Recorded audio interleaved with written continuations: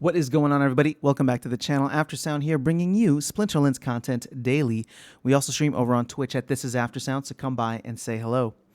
All right, so I wanted to share a little tidbit here from the Mav chat on the official Splinterlands Discord, and this is from Jens. If you're not familiar with Jens, has been one of the Mavs for a while.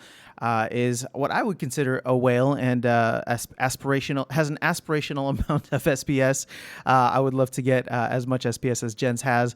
So one thing that was interesting that Jens said that I wanted to share here was, well, they were talking about CL packs selling slow, but it was this follow-up comment here talking about bots and saying that essentially also a bit of insight on bots is that some of the larger players in the space are looking to sell their bots and no one is buying. I don't think these people will invest in shadow cards, so tens of thousands of bots will likely shut down instead. Now, that is the one of two scenarios that we had considered when this update was announced, when Yabamat had come on and talked about how all of the earnings would only be for cards that you own, and anything that was in the shadow deck, anything that was in the starter deck would not earn you anything. At least that was the understanding coming away from that. That's not been finalized yet, but that was the understanding. So we really dug into what happens if the bots stick around, right? But I don't think that we've really looked at the implications of what happens if the bots end up shutting down. Now, I'm sure a lot of people would be happy about this. Again, I'm bot neutral, so I understand that there are certain things that bots can make worse, such as exploits. But overall, having somebody to play against at all times is a pretty good deal, and I understand the counter argument that is made by the team in terms of that being available. And since we don't have PvE yet, player versus environment, or any kind of campaign mode, this is settling, right? So settling. I'm willing to settle for it for now, although I hope we do get some kind of PvE or campaign mode in the future. Now, for this, when we talked about the reverse happening, that bots would still be in play, but there would then be higher card demand, so meaning the price for cards would go up just because the supply is somewhat static, at least now until the end of the airdrop, and with the amount of power then that would be needed. And really, it's not going to even be a power thing, but all of the cards specifically in the starter deck would need to be purchased and have at least one BCX of for each of these bots.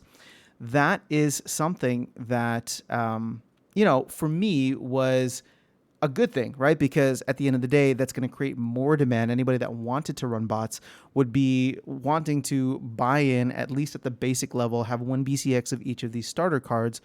But it sounds like, at least according to Jens, that a lot of these people who are running bots and running bots by the not thousands, but maybe tens of thousands, they no longer want to do that. So going back to, oops, that's not what I meant to press, but going over to the daily active users, what would be the case if that would happen? If a bunch of bots ended up shutting down? And I think there's two main things, at least that come to mind for me. The first of which is that I think a lot of people would be happy, but also there would be potentially less opportunities to play, right? Or the time in order to find some kind of competition or an enemy, right? The enemy found screen. That might take significantly longer. Now, that might be something that everybody's willing to wait for as long as we don't have to deal with bots exploiting the system. But it's just something that I want to call out and be aware of because we don't know what that looks like. There are people who were playing this before bots came along. And when the player base was at, 3,000 to 4,000 or 8,000, maybe right before summer of last year, I'm actually curious to know, and if you were around, I would love to hear it. So please let me know either in the comments or you can shoot me a DM. But I'm just curious to know, what was that experience like? Was it difficult to find a game? And if we do get, maybe even as much as 50 to 60% of the daily active accounts playing eliminated due to bots, what would that look like versus where we're at now? And at least in comparison to where the game was when there were only, 3 to 5 or 3 to 8,000 daily active users. The other thing too, and this is, I guess, an easy flip then, is when we're thinking about card prices and card demand, it's just not going to be there.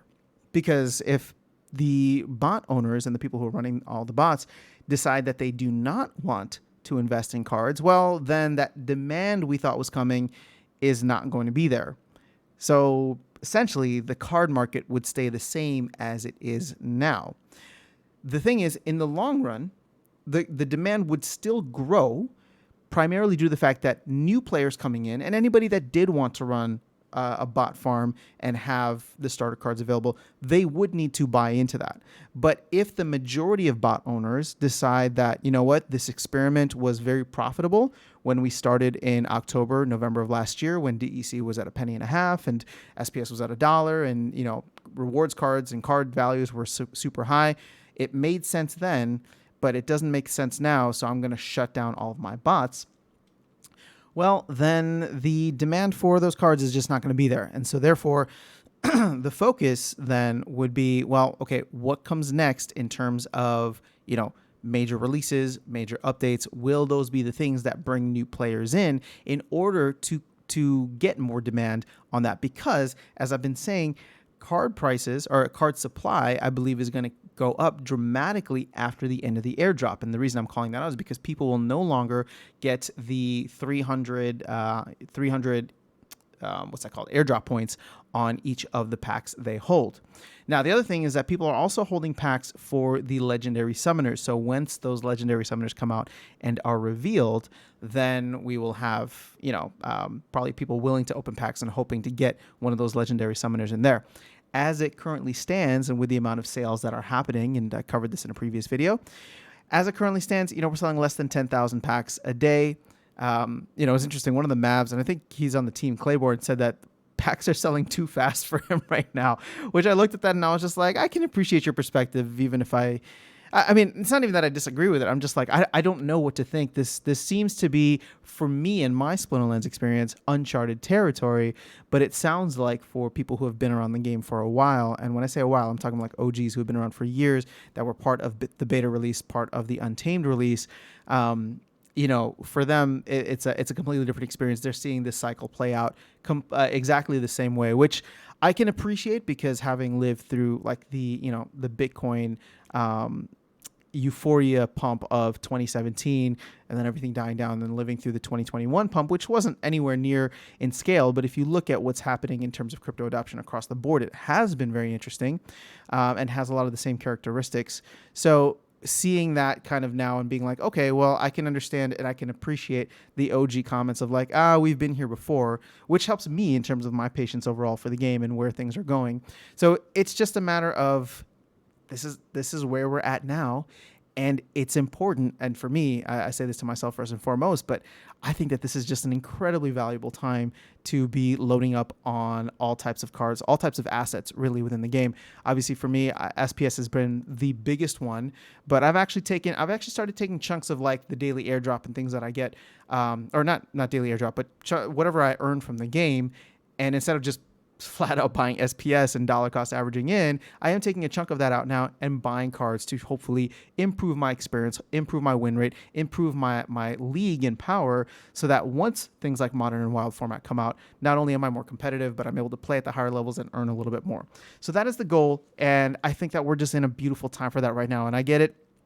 It's definitely frustrating for some players, but if the bot problem, I shouldn't call it the bot problem, but if the bot situation ends up playing out the way that Jen said, then once the ranked rewards updates come out and we see this daily average player base fall, it'll actually be very interesting to see what this goes to. So we've been consistently at the 400, daily average for a while now. And if we see this fall, it will definitely be interesting to see what ends up happening in terms of the overall gameplay and then with the card market, but kind of giving you my thoughts on where I think the card market will go in the short term. And I think, again, card prices will continue to go down until until we can really get that demand to come in. So many factors that will play into this, but I did want to take a closer look and give a little bit more thought to what happens if the bots don't stick around and create that card demand and in fact do the opposite and shut down. So would love to hear your thoughts. And again, if there's anybody who's been around the game for a while and was playing the game when there were only 3,000 people, I would be very curious to see what that experience was like. I think it's got to be tremendously better now because my estimates put us, anywhere between 30 to 50, maybe even 100,000 daily active players, because I know there are a lot of people who came out of the woodwork after I had put out that video saying that we're maybe at like 40,000 players. A lot of people came out to me and said, well, I play the game, but I never bought a pack. And I'm just like, okay, but are there 60,000 of you, right? Are there 160,000 of you that would get us at like 200,000 daily players? I don't think that's the case. And one of the areas in which again, this is not a perfect science, but I think it's very telling because there's been a huge focus on tournaments and making tournaments way more accessible. And as you're seeing here, I mean, the tournaments are still in the hundreds and low hundreds at that. I mean, I think the highest one that we saw was maybe 200 something in terms of active players or players that were, registered for it. So at this point in time, it's just hard for me to believe that we have more than 30,000, 40,000 players. And even then, I mean, is that too high? I don't know.